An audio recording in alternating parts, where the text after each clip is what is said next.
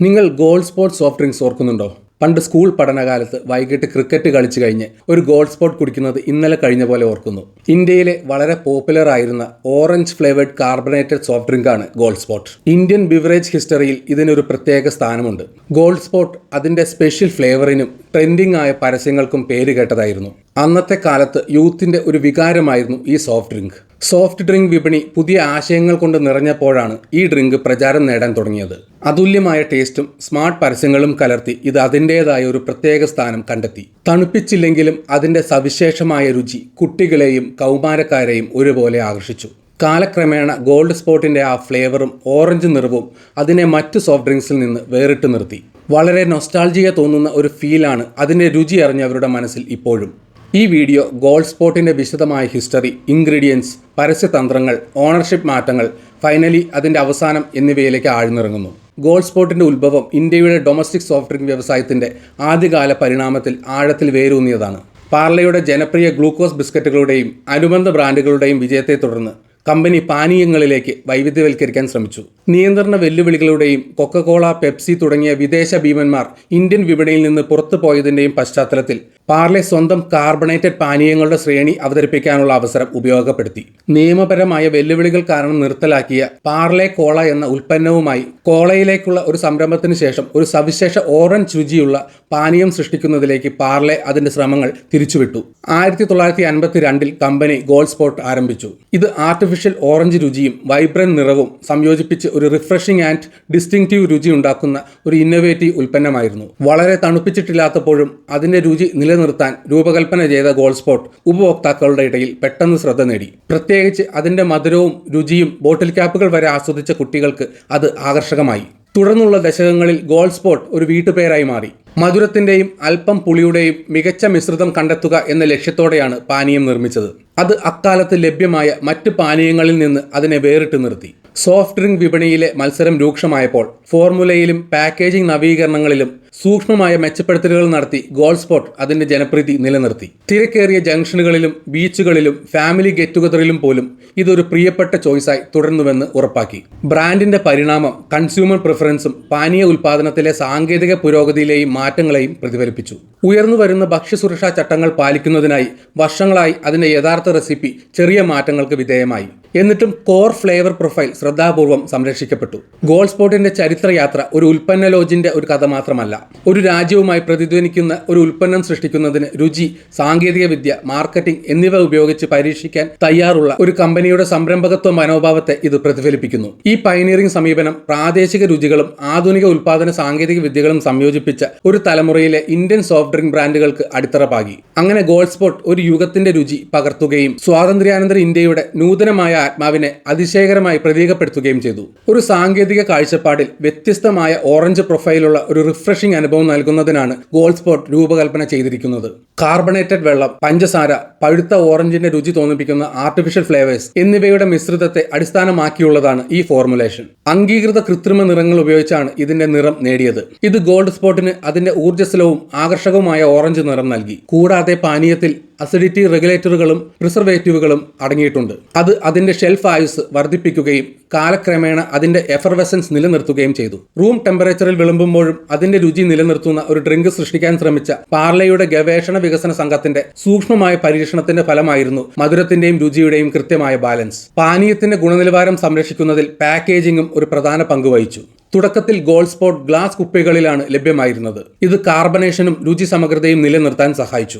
ഉപഭോക്തൃ മുൻഗണനകൾ വികസിച്ചതോടെ brand pet കുപ്പികളിലേക്കും പിന്നീട് ടെട്രാ പാക്കുകളിലേക്കും മാറി. വ്യക്തിഗത ഉപയോഗത്തിനായുള്ള ചെറിയ സെർവിങ്ങുകൾ മുതൽ കുടുംബ ഒത്തുചേരലുകൾക്ക് അനുയോജ്യമായ വലിയ കുപ്പികൾ വരെ വ്യത്യസ്ത വിപണി വിഭാഗങ്ങളെ തൃപ്തിപ്പെടുത്തുന്ന തരത്തിൽ വിവിധ വലുപ്പങ്ങളിൽ പാനീയം വാഗ്ദാനം ചെയ്തു. ഉൽപാദന പ്രക്രിയയിൽ കാർബൺ ഡയോക്സൈഡ് വെള്ളത്തിൽ നിറയ്ക്കാൻ അത്യാധുനിക കാർബണേഷൻ സാങ്കേതിക വിദ്യകൾ ഉപയോഗിച്ചു. ഇത് ഒരു ബബ്ലി ടെക്സ്ചർ സൃഷ്ടിച്ചു. നിർമ്മാണത്തിലുടനീളം കർശനമായ ഗുണനിലവാര നിയന്ത്രണ നടപടികൾ നിലവിലുണ്ടായിരുന്നു. ഓരോ കുപ്പിയും രുചി, വ്യക്തത, സ്ഥിരത എന്നിവയ്ക്കായി ഉയർന്ന മാനദണ്ഡങ്ങൾ പാലിക്കുന്നുണ്ടെന്ന് ഉറപ്പാക്കിയിരുന്നു. കൂടാതെ മാറിക്കൊണ്ടിരിക്കുന്ന റെഗുലേറ്ററി മാനദണ്ഡങ്ങൾക്കും ഉപഭോക്തൃ ആരോഗ്യ പരിഗണനകൾക്കും അനുസൃതമായി അതിന്റെ സിഗ്നേച്ചർ രുചിയിൽ വിട്ടുവീഴ്ച ചെയ്യാതെ ഗോൾഡ് സ്പോട്ടിന്റെ സാങ്കേതിക രൂപീകരണം ഇടയ്ക്കിടെ പരിഷ്കരിച്ചു. പരമ്പരാഗത രുചിയെ ആധുനിക ഉൽപാദന രീതികളുമായി സന്തുലിതമാക്കി നിരവധി പതിറ്റാണ്ടുകളായി അതിന്റെ വിപണി സ്ഥാനം നിലനിർത്താൻ ഈ അഡാപ്റ്റീവ് സമീപനം ബ്രാൻഡിനെ പ്രാപ്തമാക്കി. മാത്രമല്ല, കൃത്യമായ അളവുകൾ ഉപയോഗിച്ചാണ് ഫോർമുലേഷൻ വികസിപ്പിച്ചെടുത്തത്. ഓരോ ബാച്ചും ഉപഭോക്താക്കൾ പ്രതീക്ഷിച്ച അതേ ഉന്മേഷദായകമായ രുചിയും ഗുണനിലവാരവും നൽകുന്നുണ്ടെന്ന് ഉറപ്പാക്കുന്നു. ഗോൾഡ് സ്പോട്ടിന്റെ ഉയർച്ചയിൽ പരസ്യം ഒരു നാഴികക്കല്ലായിരുന്നു. അത് ഒന്നിലധികം തലമുറകളെ സ്വാധീനിക്കുന്ന ഒരു സാംസ്കാരിക ഐക്കണായി അതിനെ മാറ്റി. ബ്രാൻഡിന്റെ പരസ്യ ക്യാമ്പയിനുകൾ നൂതനവും അവിസ്മരണീയവുമായിരുന്നു. ആകർഷകമായ ജിങ്കിളുകൾ, ശ്രദ്ധേയമായ ദൃശ്യങ്ങൾ, വിപണിയിലെ മറ്റ് സോഫ്റ്റ് ഡ്രിങ്കുകളിൽ നിന്ന് അതിനെ വേറിട്ട് നിർത്തുന്ന സൃഷ്ടിപരമായ കഥ പറച്ചിൽ എന്നിവ ഇതിൽ ഉൾപ്പെടുന്നു. Live a little hot, sip a Gold Spot എന്ന അവിസ്മരണീയമായ ടാഗ് ലൈനുകളിൽ ഒന്നായിരുന്നു അത് പാനീയത്തിന്റെ രസകരമായ അന്തരീക്ഷം ശരിക്കും കാണിച്ചു തന്നു. രാജ്യമെമ്പാടുമുള്ള ആളുകളുടെ മനസ്സിൽ അത് പതിഞ്ഞു. ദൂരദർശൻ പോലുള്ള നാഷണൽ ബ്രോഡ്കാസ്റ്റേഴ്സ് സംപ്രേഷണം ചെയ്ത ആദ്യകാല ടെലിവിഷൻ പരസ്യങ്ങൾ ഊർജ്ജസ്വലമായ ഇമേജറിയും യുവത്വത്തിന്റെ ഊർജ്ജവും പ്രദർശിപ്പിച്ചു. പലപ്പോഴും വളർന്നുവരുന്ന സെലിബ്രിറ്റികളെയാണ് ഇതിൽ ഉൾപ്പെടുത്തിയിരുന്നത്. പരസ്യങ്ങളിലെ കരിസ്മാറ്റിക് സാന്നിധ്യം ഗോൾഡ് സ്പോട്ടിന് ഗ്ലാമറും സങ്കീർണതയും നൽകി. ഇത് കുട്ടികളെ മാത്രമല്ല, അതിന്റെ ആകർഷണീയതയെ കൂടുതൽ വിശാലമാക്കി. കുട്ടികളുടെ പാനീയത്തിൽ നിന്ന് യുവാക്കളെ കേന്ദ്രീകരിച്ചുള്ള ഒരു പാനീയത്തിലേക്ക് ബ്രാൻഡ് സ്വയം പുനഃസ്ഥാപിക്കാൻ ശ്രമിച്ചതോടെ മാർക്കറ്റിംഗ് തന്ത്രം കാലക്രമേണ വികസിച്ചു. 1980കളുടെ മധ്യത്തിൽ ഗോൾഡ് സ്പോട്ടിന്റെ ഇമേജ് പുതുക്കുന്നതിനായി ക്രിയേറ്റീവ് ഏജൻസികളെ കൊണ്ടുവന്നു. ദി സിംഗ് തിങ് എന്ന ടാഗ് ലൈൻ ഉൾക്കൊള്ളുന്ന ഈ ക്യാമ്പയിനിൽ കൗമാരക്കാരായ പ്രേക്ഷകരുമായി കണക്ട് ആക്കാൻ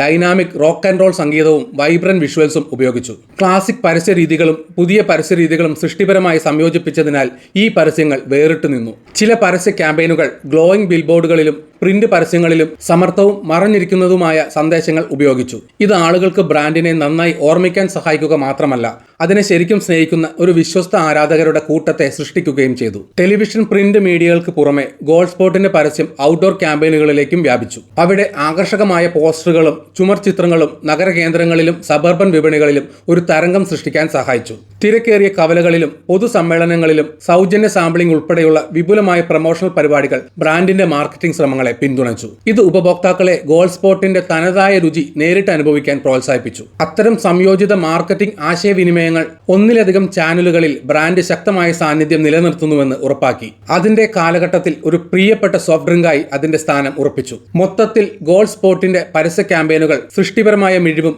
തന്ത്രപരമായ ഉൾക്കാഴ്ചയും ഉദാഹരണമാക്കി.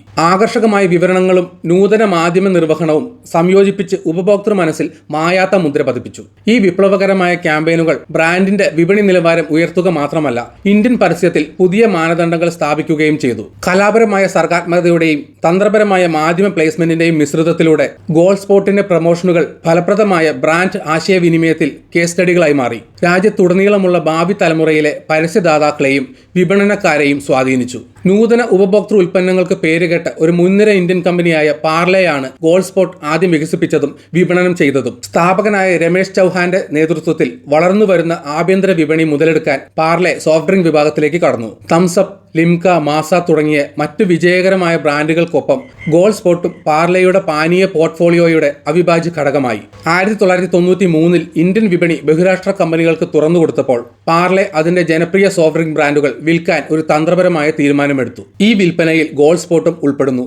ഏകദേശം $40 മില്യൺ ഇത് നടപ്പിലാക്കി. ഇത് ഇന്ത്യൻ സോഫ്റ്റ് ഡ്രിങ്കുകളുടെ ചരിത്രത്തിലെ ഒരു സുപ്രധാന നിമിഷമായി അടയാളപ്പെടുത്തി. വിൽപ്പനയെ തുടർന്ന് ഏറ്റെടുത്ത ബ്രാൻഡുകൾ വിപുലമായ വിഭവങ്ങളും മാർക്കറ്റിംഗ് വൈദഗ്ധ്യവുമുള്ള ആഗോള പാനീയ ഭീമനായ കൊക്കക്കോള കമ്പനിയുടെ നിയന്ത്രണത്തിലായി. ഒരു തദ്ദേശീയ ബ്രാൻഡിൽ നിന്ന് ഒരു അന്താരാഷ്ട്ര പോർട്ട്ഫോളിയോയുടെ ഭാഗമാകാനുള്ള മാറ്റം ഇന്ത്യൻ പാനീയ മേഖലയിൽ ഒരു പ്രധാന മാറ്റത്തെ സൂചിപ്പിക്കുന്നു. കൊക്കക്കോള വാങ്ങിയതിനു ശേഷവും ഗോൾഡ് സ്പോട്ട് കുറച്ചു കാലത്തേക്ക് ശരിക്കും ജനപ്രിയമായിരുന്നു. പക്ഷേ ഒടുവിൽ കമ്പനിയിലെ മാറ്റങ്ങൾ വിപണി എങ്ങനെ മാറുന്നു എന്നതും അതിന്റെ ഭാവി നിർണയിച്ചു. ക്ലാസിക് ഇന്ത്യൻ അഭിരുചികളുമായി ലോകമെമ്പാടുമുള്ള മാർക്കറ്റിംഗ് പദ്ധതികൾ കൂട്ടിക്കലർത്തി. ഈ അക്വിസിഷൻ മത്സരത്തെ മാറ്റിമറിച്ചു. ഗോൾഡ് സ്പോട്ടിന് വിശ്വസ്തരായ ഫോളോവേഴ്സും വ്യാപകമായ ജനപ്രീതിയും ലഭിച്ചെങ്കിലും കൊക്കക്കോള ഏറ്റെടുത്തതിനെ തുടർന്ന് തന്ത്രപരമായ പുനഃക്രമീകരണം കാരണം അത് ഒടുവിൽ നിർത്തലാക്കപ്പെട്ടു. 1993 വിൽപ്പനയ്ക്ക് ശേഷം ആഗോള ബ്രാൻഡുകളെ ഏകീകരിക്കുന്നതിനും സമാന ഉൽപ്പന്നങ്ങൾ തമ്മിലുള്ള ഓവർലാപ്പ് കുറയ്ക്കുന്നതിനുമായി കൊക്കക്കോള അതിന്റെ ഉൽപ്പന്ന പോർട്ട്ഫോളിയോ പുനഃക്രമീകരിച്ചു. ഈ പ്രക്രിയയിൽ ഗോൾഡ് സ്പോട്ട് ക്രമേണ നിർത്തലാക്കപ്പെട്ടു. കൊക്കക്കോളയുടെ സ്വന്തം ഓറഞ്ച് രുചിയുള്ള പാനീയമായ ഫാൻഡയുടെ അവതരണത്തിന് ഇടം നൽകുന്നതിനായി 2000 അതിന്റെ ഉൽപാദനം അവസാനിപ്പിച്ചു. വിപണി പ്രവണതകൾ, കമ്പനിയുടെ ലക്ഷ്യങ്ങൾ, അറിയപ്പെടുന്ന ആഗോള ബ്രാൻഡുകളുമായി പ്രവർത്തനങ്ങൾ സുഗമമാക്കേണ്ടതിന്റെ ആവശ്യകത എന്നിവ പരിശോധിച്ചാണ് തീരുമാനം എടുത്തത്. ബാല്യകാല ഓർമ്മകളുടെയും സാമൂഹിക അനുഭവങ്ങളുടെയും ഭാഗമായിരുന്ന ഒരു പാനീയമായ ഗോൾഡ് സ്പോട്ടിന്റെ നഷ്ടത്തിൽ നിരവധി ഉപഭോക്താക്കൾ ദുഃഖിച്ചു. ഈ വിഡ്രോവൽ വിശ്വസ്തരായ ഉപഭോക്താക്കളെ മാത്രമല്ല, ഇന്ത്യൻ പാനീയ വിപണിയിലെ ഒരു മാറ്റത്തെയും സൂചിപ്പിക്കുന്നു. അവിടെ ആഗോള ഏകീകൃത പ്രാദേശിക പൈതൃകത്തെ മറികടക്കാൻ തുടങ്ങി. തിരിഞ്ഞു നോക്കുമ്പോൾ ഗോൾഡ് സ്പോട്ടിന്റെ നിർത്തലാക്കൽ ബഹുരാഷ്ട്ര കമ്പനികൾ ഏറ്റെടുക്കുമ്പോൾ പ്രാദേശിക ബ്രാൻഡുകൾ നേരിടുന്ന വെല്ലുവിളികളെ വ്യക്തമാക്കുന്നു. അവിടെ പ്രാദേശിക പൈതൃകത്തിന് മുകളിൽ ആഗോള ഏകീകൃതയെ അനുകൂലിക്കുന്ന തീരുമാനങ്ങൾ എടുക്കുന്നു. പുതിയ പരസ്യങ്ങളിലൂടെയും ഗുണനിലവാരം അതേപടി നിലനിർത്തുന്നതിലൂടെയും ബ്രാൻഡ് മാറ്റാൻ കമ്പനി ശ്രമിച്ചെങ്കിലും ആളുകൾ ഇഷ്ടപ്പെടുന്ന പ്രത്യേക പ്രാദേശിക ബ്രാൻഡുകൾ നിലനിർത്തുന്നതിനു പകരം ഒരു പ്രധാന ഉൽപ്പന്ന നിര ഉണ്ടായിരിക്കേണ്ടത് പ്രധാനമാണെന്ന് അവർ തീരുമാനിച്ചു. വിപണി ശക്തികളും കോർപ്പറേറ്റ് തന്ത്രങ്ങളും ഉപഭോക്തൃ വികാരത്തെ എങ്ങനെ മറികടക്കുന്നുവെന്നതിന്റെ ഒരു തീവ്രമായ ഉദാഹരണമായി ഈ കേസ് തുടരുന്നു. ഇത് ഇന്ത്യൻ സോഫ്റ്റ് ഡ്രിങ്കുകളുടെ സാംസ്കാരിക ഭൂപ്രകൃതിയിൽ മായാത്ത മുദ്ര പതിപ്പിക്കുന്നു. ഗൃഹാതുരമായ സംഭാഷണങ്ങളും പരാമർശങ്ങളും അതിന്റെ പാരമ്പര്യം ആഘോഷിക്കുന്നത് തുടരുന്നതിനാൽ ഗോൾഡ് സ്പോട്ടിന്റെ നിർത്തലാക്കിയതിന്റെ ആഘാതം ഇന്നും അനുഭവപ്പെടുന്നു. ഗോൾഡ് സ്പോട്ടിന്റെ തനതായ രുചിയും വർണ്ണാഭമായ പരസ്യങ്ങളും ആസ്വദിച്ച ആളുകളുടെ ഹൃദയങ്ങളിൽ ഇപ്പോഴും ഗോൾഡ് സ്പോട്ടിന് ഒരു പ്രത്യേക സ്ഥാനമുണ്ട്. ഓൺലൈൻ പോസ്റ്റുകൾ, ബോട്ടിൽ ക്യാപ് ശേഖരിക്കൽ, ദൈനംദിന സംഭാഷണങ്ങളിലെ അതിനെക്കുറിച്ചുള്ള സംസാരിക്കൽ എന്നിവയിലൂടെ പലരും അത് സ്നേഹപൂർവ്വം ഓർക്കുന്നു. ബ്രാൻഡിംഗ് എത്രത്തോളം ശക്തമാണെന്നും കമ്പനികൾ പരസ്പരം വാങ്ങുമ്പോൾ അത് എത്രത്തോളം ബുദ്ധിമുട്ടാണെന്നും ഗോൾഡ് സ്പോട്ടിന്റെ കഥ കാണിക്കുന്നു. നിങ്ങൾക്ക് ഇനി പാനീയം കണ്ടെത്താൻ കഴിയുന്നില്ലെങ്കിലും ഇന്ത്യയിലെ സോഫ്റ്റ് ഡ്രിങ്ക് വിപണിയിലും ആളുകൾ പാനീയത്തെക്കുറിച്ച് എങ്ങനെ ചിന്തിക്കുന്നു എന്നതിലും അതിന്റെ സ്വാധീനം ഇപ്പോഴും വളരെ വ്യക്തമാണ്. പ്രാദേശിക സർഗാത്മകതയും സമർത്ഥമായ പരസ്യവും ഒത്തുചേർന്ന് രാജ്യത്തിന്റെ പാനീയ ചരിത്രത്തിൽ അവിസ്മരണീയമായ ഒരു മുദ്ര പതിപ്പിച്ച ഒരു കാലഘട്ടത്തിന്റെ ഓർമ്മപ്പെടുത്തലാണ് ഗോൾഡ് സ്പോട്ട്. ഈ വീഡിയോ ഇവിടെ വെച്ച് നിർത്തുന്നു. നിങ്ങൾക്ക് വീഡിയോ ഇഷ്ടപ്പെട്ടെങ്കിൽ ലൈക്ക് ചെയ്യുക. ചാനൽ സബ്സ്ക്രൈബ് ചെയ്തിട്ടില്ലെങ്കിൽ മറക്കാതെ സബ്സ്ക്രൈബ് ചെയ്യണം. നിങ്ങളുടെ വിലയേറിയ അഭിപ്രായങ്ങൾ കമന്റിൽ രേഖപ്പെടുത്തണം. നോട്ടിഫിക്കേഷൻ ബെൽ ബട്ടൺ അമർത്താൻ മറക്കരുത്. മറ്റൊരു വീഡിയോയുമായി വീണ്ടും കാണാം. ബൈ.